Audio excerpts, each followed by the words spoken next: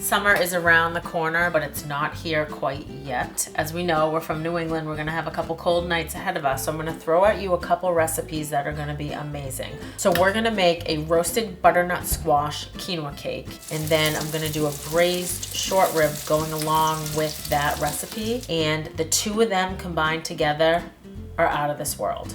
So let's get going. Let's braise some ribs.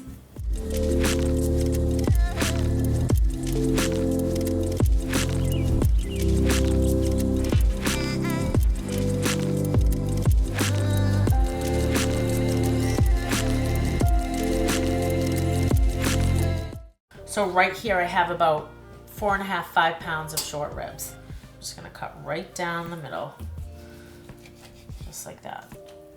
Leave that there. I'm gonna do that to this whole thing. Now, if you wanted it to cook faster, rather than like the 3 to 4 hour braise, you could cut the pieces a little bit smaller. Okay, they're all cut. So what I'm gonna do is I'm gonna salt and pepper all sides. Some people feel like you never have enough salt. You can definitely have enough salt. So just do a light sprinkle on all 4 sides. This is a salt and pepper mix that I have, just fresh ground black pepper and sea salt, Himalayan sea salt. I'm gonna flip them all over. I'm gonna take these ribs over here. Right here I have my favorite piece of equipment, my Dutch oven. And I'm gonna just kind of like brush the oil on the bottom of the pan because you don't need a ton of oil. You really want these to sear. I've had this warming up as I was cutting and doing everything because you want it to sizzle when you put it in.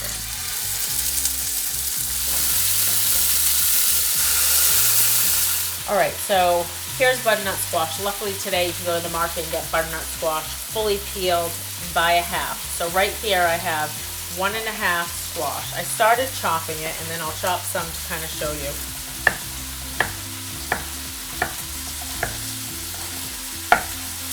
To this I have garlic powder, salt and pepper, curry powder, and a Caribbean jerk spice, which is a dry rub. It's about 1.5 teaspoons of everything.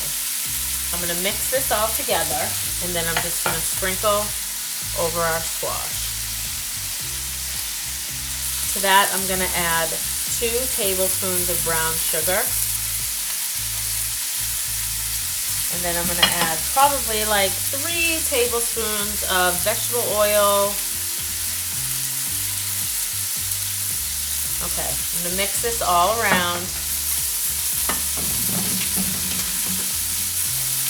So these are gonna go into a 375-degree oven for about 45 minutes. I'm going to brown the other side. I'm going to chop up all the veggies that need to go in there. So we have celery. Doesn't have to be small because it's all going to melt down.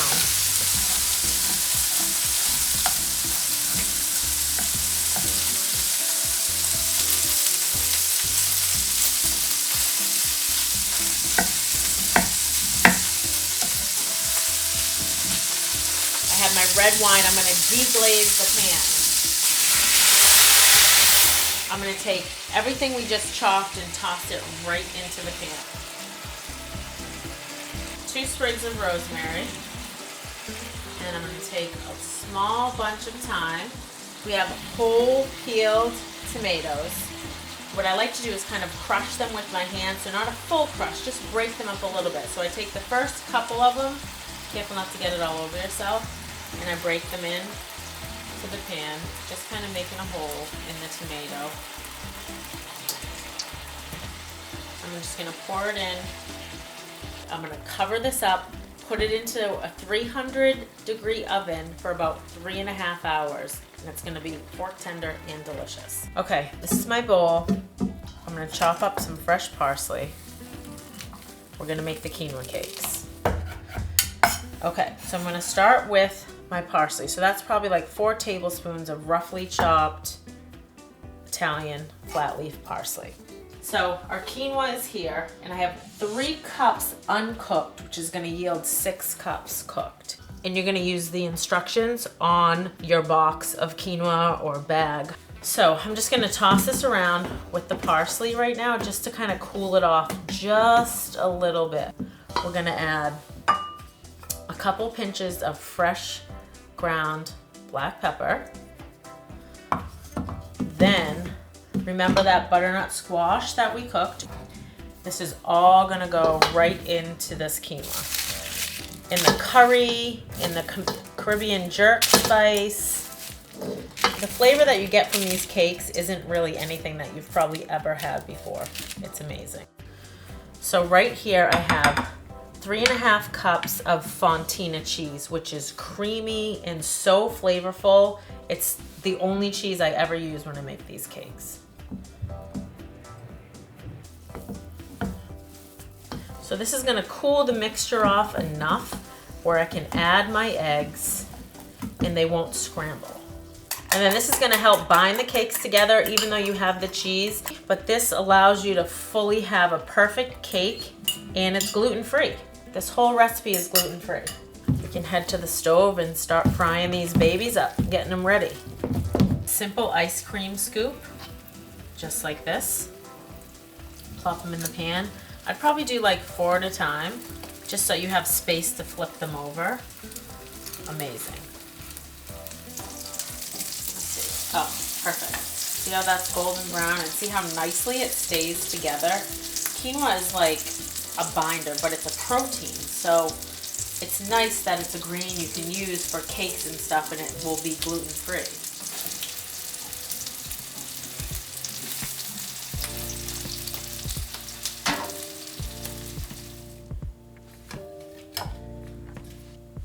All right, quinoa cakes are done. Our ribs are perfect. Just gonna spoon them out onto our quinoa cake. Oh, look at this. Like, perfect. Do a little extra sauce.